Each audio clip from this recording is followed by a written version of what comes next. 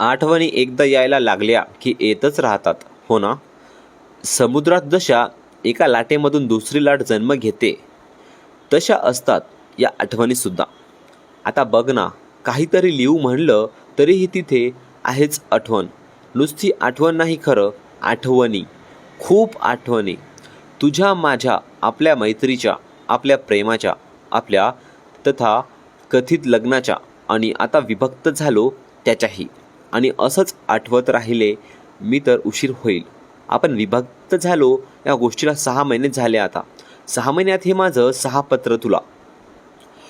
पत्र खरं तर तुला लिहिलेलं पण माझंच, माझ्यासाठी, आणि उरलेल्या 5 पत्रांसारखं माझ्याकडेच पडून असलेलं. तुला येते का रे माझी आठवण?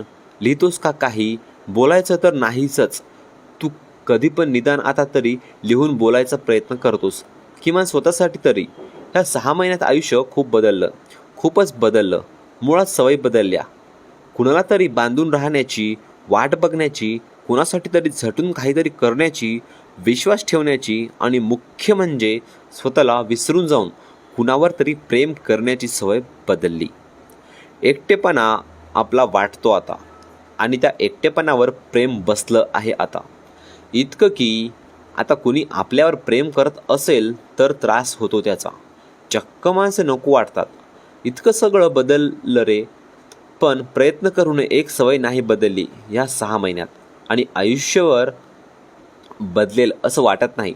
तुझ्या खूप परिचयाची सवय आणि तुला आवडणारी.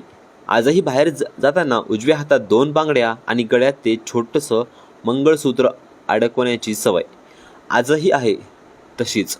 आता कोणीही नसलेली तुझी मीरा.